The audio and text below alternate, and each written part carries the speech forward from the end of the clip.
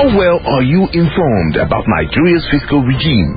Shouldn't revenues generated from natural resources and other sources be enough to fix the economy and even prevent extravagant borrowing? Get ready, because GIFTHalfHour is here to shed light on these issues and more. Tune in to 95.1 Nigeria Info FM Abuja every Tuesday at 4:30 p.m. to catch the drift.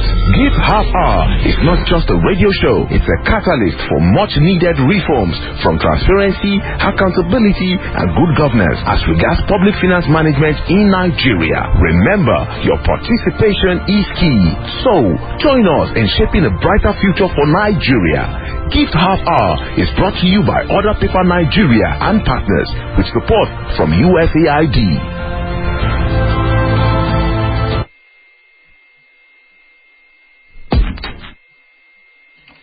Alrighty, you heard it. It's time for GIFTHalfHour radio show brought to you by OrderPaper. It's a 30-minute program that runs fortnightly here on 95.1 Nigeria Info, and it's got support from the United States Agency for International Development, USAID, through the Strengthening Civic Advocacy and Local Engagement project called the Skill Project. OrderPapers and partners are implementing this program to catalyze reform around transparency, accountability, and good governance as it relates to the country's public finance management. And really, the core objective of the GIFT project is to address waste, inefficiency, corruption in public finance through advocacy for target policy reform.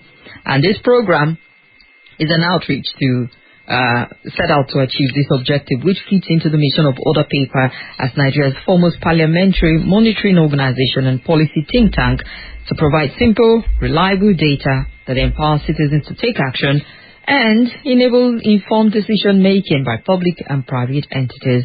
Don't forget that you can follow all of their updates on social media. Their website is www.orderpaper.ng, and on social media, X, formerly called Twitter, Facebook and YouTube is at OrderPaper, and on Instagram, OrderPaper Today.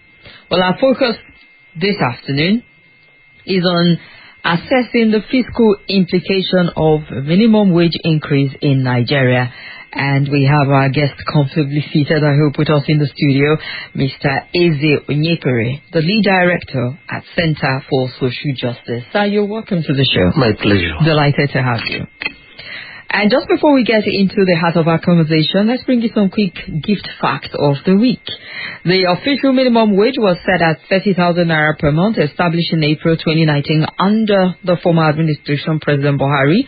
The wage replaced the previous minimum wage of 18,000 naira, which had been in effect since 2011. Now to you, sir. We know that on the 19th of March 2019, the new minimum wage bill finally received legislative approval.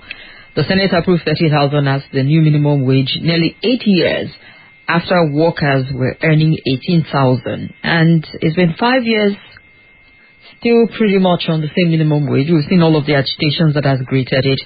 What are your thoughts on this? And how has the current minimum wage in Nigeria been affected by, the current economic conditions that we're grappling with? The topic for this discourse, which is like assessing the fiscal implications of the minimum wage, is troubling to me.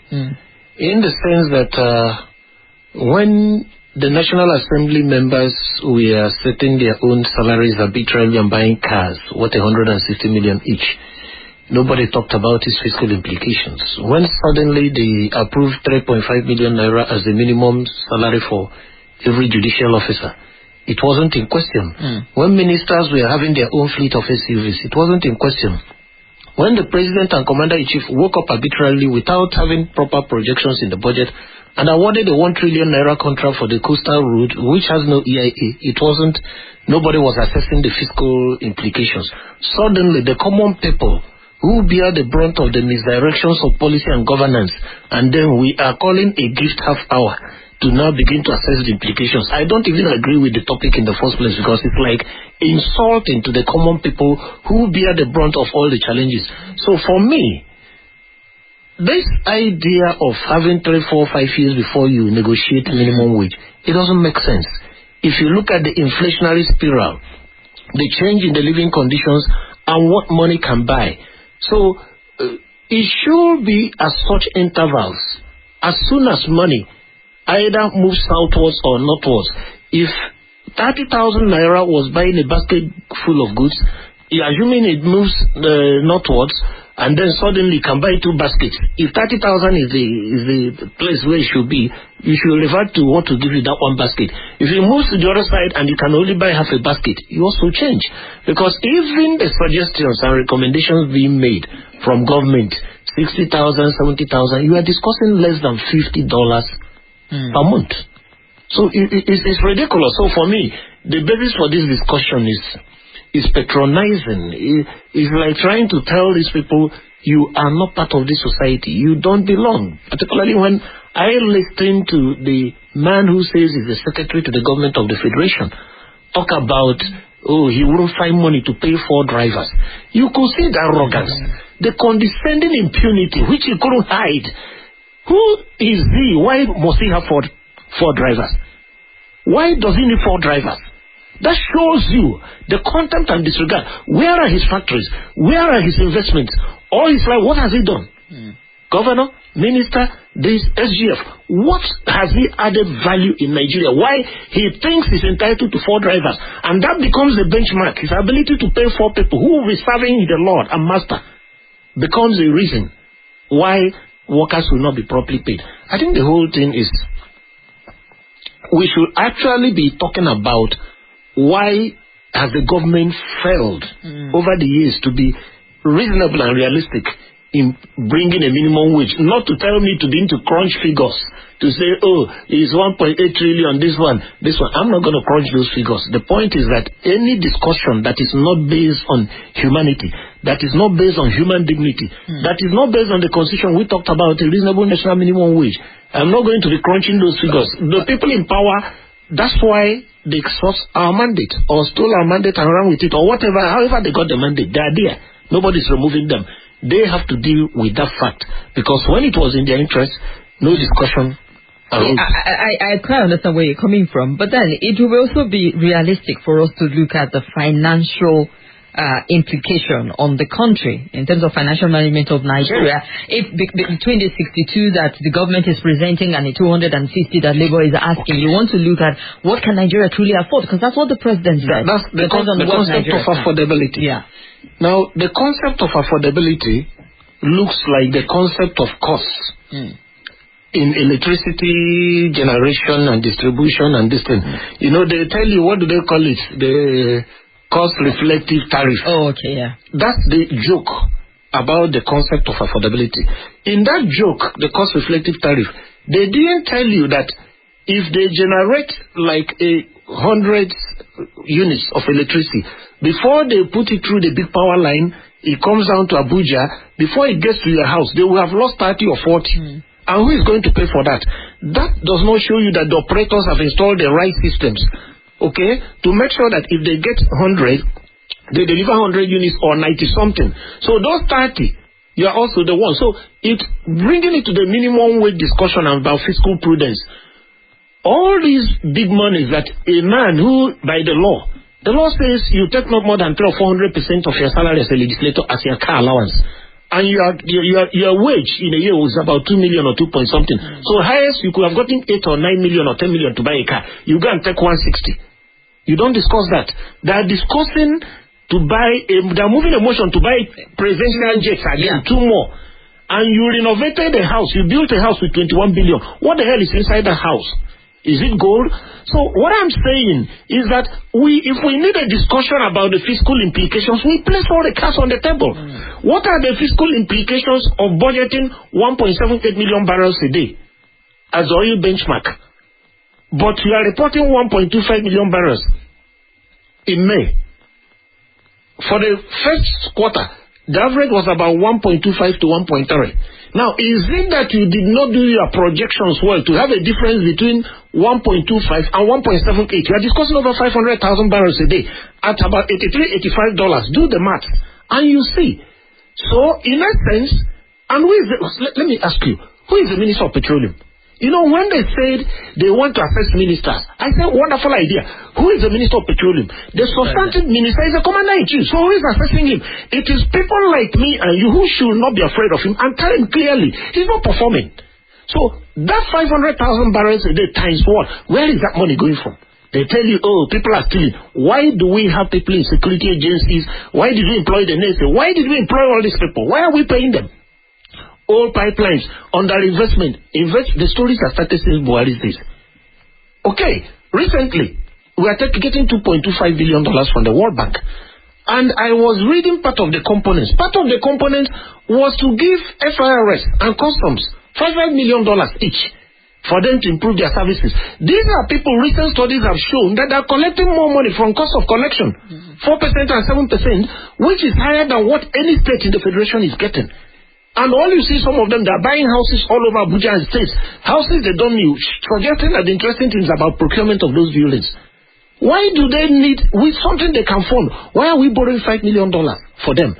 So what I'm saying is that if we need to discuss fiscal realism, if we need to discuss affordability, all these things must be placed on the table.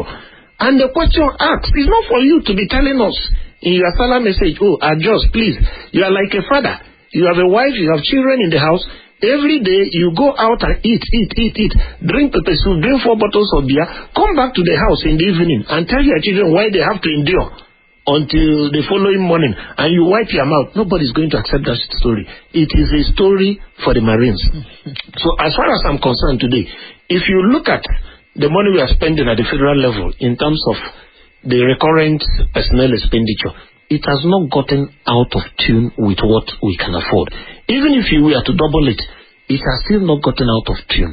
What we need to do is to block those leaking pipes. For instance, during the Kogi well like this, thousands of ghost workers were discovered. Yeah. And I'm sure if you go back the way that the former administration, in fact, the way this current administration, because Buhari and Co, they are the same thing, you will still discover ghost workers. What happened to the Rossini Committee report? They said there's a panel set up. What has happened? The Minister of Humanitarian Affairs that was suspended, she's still on suspension, neither recalled, neither cleared. What has happened to the money? Excuse me, we can't continue telling these stories. These are stories for the Marines. Let us sit down, put all the cards on the table. As I stay here today, I can tell you where the dead bodies are buried. What dead bodies? The dead bodies of Nigeria's money that nobody is accounting for. I've just given you one. About $500,000, 500,000 barrels worth of crude every day. Why did Mr. President keep that portfolio for himself? If he's not able to add value, why? He should bring somebody. He's too busy. Bring somebody who can plug those leaks. So there's quite a number of other things. Up till today, how much are we getting from solid minerals? We all know, it's been in the media, that part of the insurgency all over parts of the north, like Zamfara and Ko, may have been linked to people simply wanting to take the land of the villagers and mining all the solid minerals and going away. So what I'm saying in essence is that we have the resources to pay a living wage. If our resources are, one, properly managed, properly accounted for, and properly utilized in the right priorities, and not on white elephants, or not allowing anybody to steal the money. So what constitutes a living wage right now? Because we're even seeing Algon, local government, saying, see, the 30,000 is a struggle. This one that people are bringing cannot work. Why is it a struggle? We are also being told that the money never gets to the local governments. And that's the case in the Supreme Court. By no other person than the Honorable Attorney General, who is the Chief Law Officer of the Federation. So who is deceiving who? Why is it a problem for them to pay? On what basis? I think there's it's called the arrogance of impunity. The arrogance of impunity.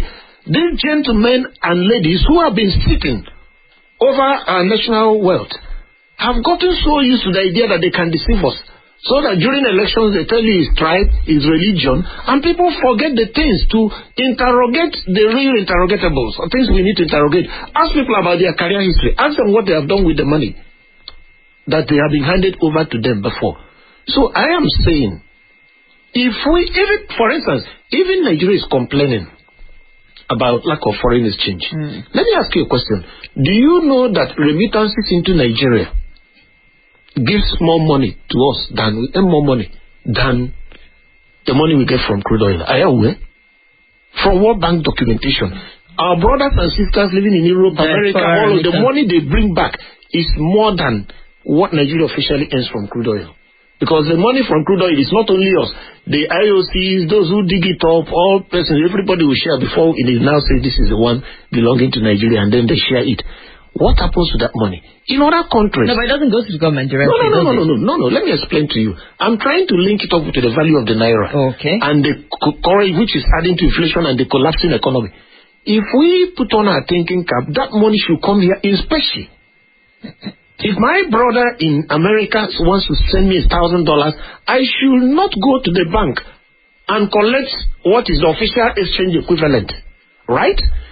That money should be repatriated into Access Bank, First Bank, or any of the Nigerian banks, so that if I choose to pick up the naira equivalent, there is that foreign exchange which can still be in the system to help us show up the value. Nobody's talking about that.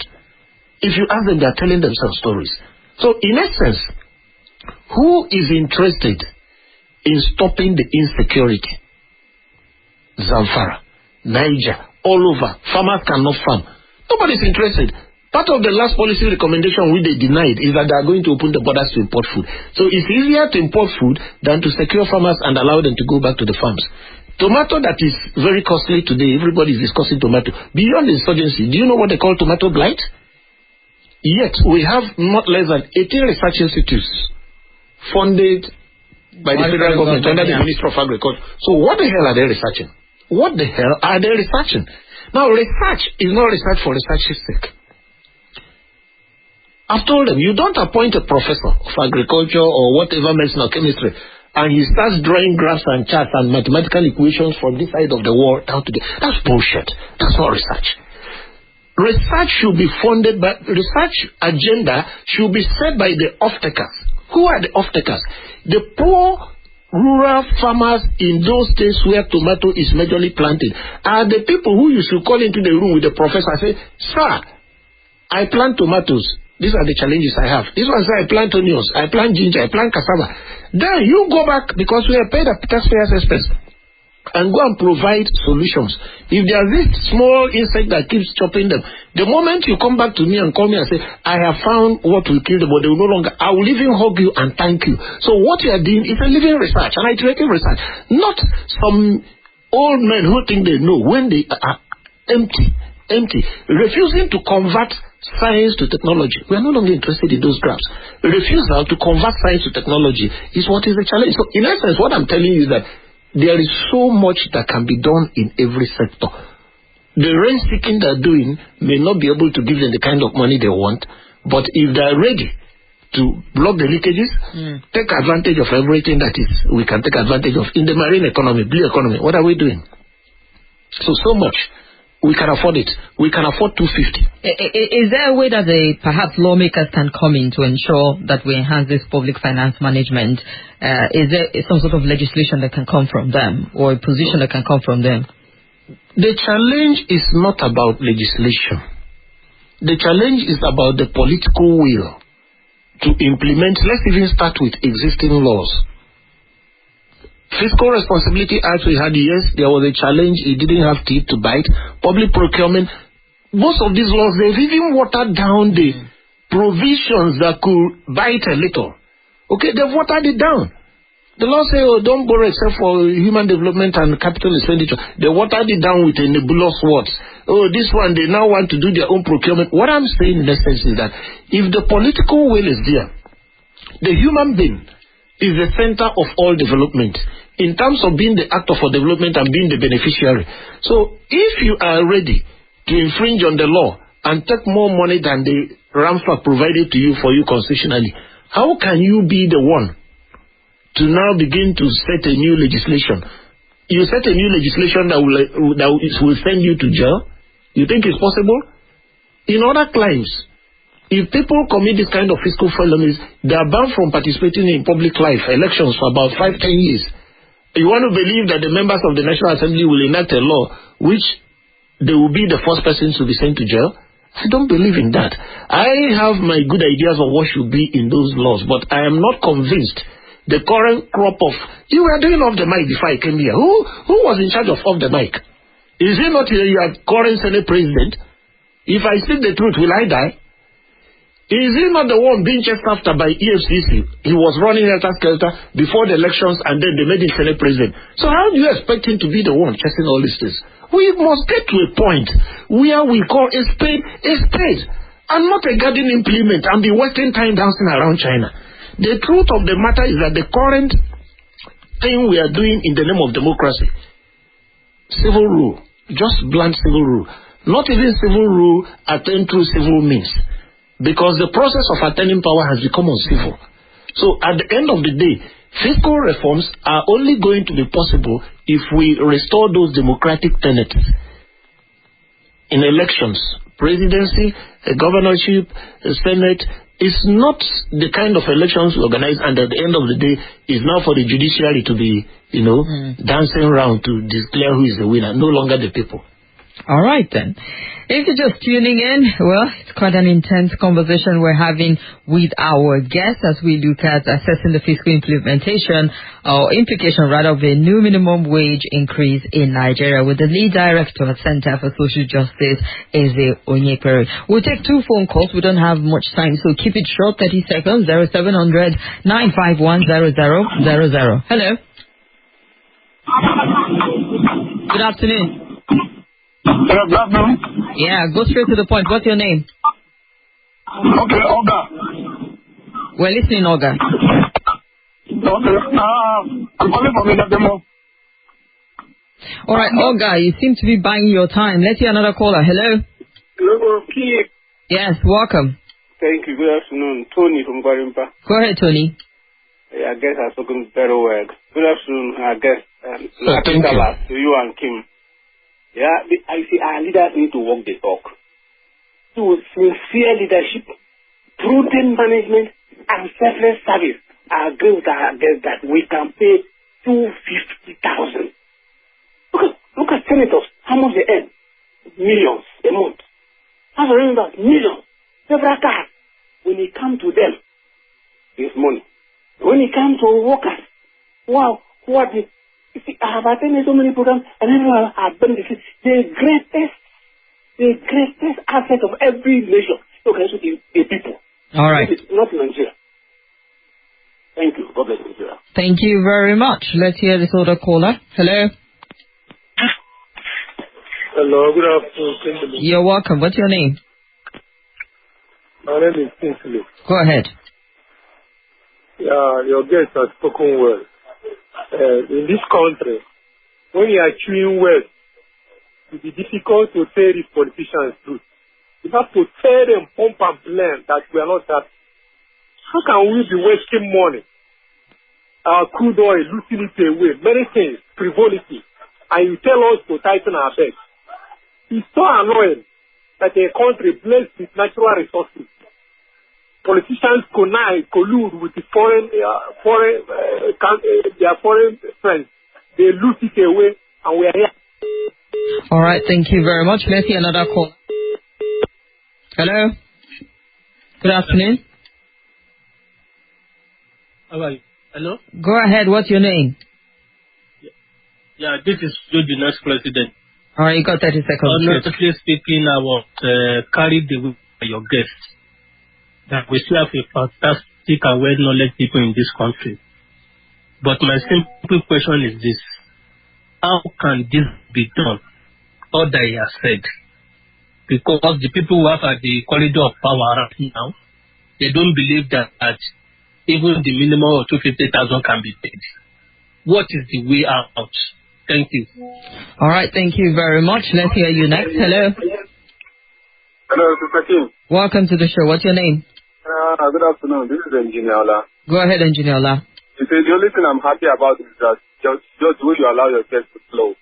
I love the flow. I love the way you allow it to flow. And you understand, like that's why we keep on telling you. When it comes to the Nigerian, there's always a problem. But when it comes to the elite, president, then there is always money. But when it comes to the masses, there is no money. Nigeria is broke. And you know one thing I'm making happy is that, why can't you tell the people like this, like Dr. Mochi and this person that you're supposed to say? I'm just so excited. You understand? These are the people we talk about space truth. When they say talk the truth, whether you die or you don't know whether you want to die, you don't know people to die. So please. Thank you. All right, thank you very much. Why are you acting as if you're listening to Mr. Eze Onyekpere for the very first time? It's been a minute you're on Nigeria Info. All the reactions there. Well, Fatula says, God bless your guest is fully a resource. However, a realistic minimum wage in Nigeria should be at least 100,000 naira. Many face extreme hardship, while costs like petrol and bread soar without concern for affordability. If we can pay senators 25 million naira, we can allocate funds to help the poor. Cut frivolous expenses such as excessive salary, religious trip schedule. People are suffering and dying. Urgent action is needed. Let's prioritize the needy in the country. Time is ticking by really fast, but just before we return to our guest, remind you that OrderPaper is on oversight every week at the National Assembly to bring you the latest committee activities on the public finance management and anti-corruption and more. The Senate has assured its support for the passage of the new minimum wage, which will be sent to the National Assembly for legal backing whenever Labour and the federal government conclude their negotiation. And we'll wait to see the outcome of that. The last meeting was Friday, June 7, while Labour dropped its demand from 494,100,000 to 250,000. The federal government added 2K to make it 62,000. So we'll get to see what happens with that eventually. As we wrap up the conversations, we just have about 3 minutes. What role can stakeholders and citizens play to support transparency and accountability as a giver? You told now we are discussing crayfish. You add 2,000, and then it's so ridiculous. I think the role we can play is to support fiscal transparency, is like part of what we are doing today, as well as support these mass organizations like Labour. I mean, when they declare some of these strikes, part of the challenge is that a section of the society says, oh no, this is too harsh, this is too hard. So public opinion begins to sway, and the politicians like that kind of thing, they buy into it. What we need to do is that there should be more voices demanding accountability. You are saying some people may not have heard me for some time because I decided to be a bit out of circulation. If you go to the website of the Budget Office of the Federation, the law says quarterly budget implementation report should be out 1 month after the end of each quarter. The last budget implementation report is first quarter 2023. First quarter. So second quarter, third quarter, fourth quarter, and then 2024, first quarter is gone. We are nearing the end of the second quarter. Nothing. It's become a norm. So we should begin to ask more questions. Politely, strongly put out our facts. Don't let anybody shout us down or cow us that this is not proper. Yeah. Because if you go to the unfortunate thing is that even the young men and women who are supposed to benefit from a well-run country have been bought off with peanuts, doing social media, insulting each other, throwing ethnic and religious tantrums, and very shameful things, forgetting that they own the country, they are the future. You see, people of a certain age who are 70, who are ruling us, in the next 5-10 years, they will disappear from the scene. So these monies that are borrowing and stealing, they are the ones who are going to pay it. Even some part of my generation very soon will be out of the picture. So is these younger boys who are children who should understand and ask that questions, who will be punished because of it, because their tax money will be involved, but they're not asking. So more hands on deck. So more hands on deck. I want to say a very big thank you to Mr. Eze Onyekpere. Thank you very much, sir, for your time on the GIFTHalfHour radio show today. My pleasure. And you can sign up to be an active citizen. More hands on deck, remember. Engage the legislature, engage others. You can join OrderPaper's growing legacy community. You can send a request to 0704 700 3032. That's 0704 700 3032. And don't forget to follow them on social media, Twitter, Instagram, Facebook, and at OrderPaper X and Facebook and YouTube. And then on Instagram is OrderPaper Today.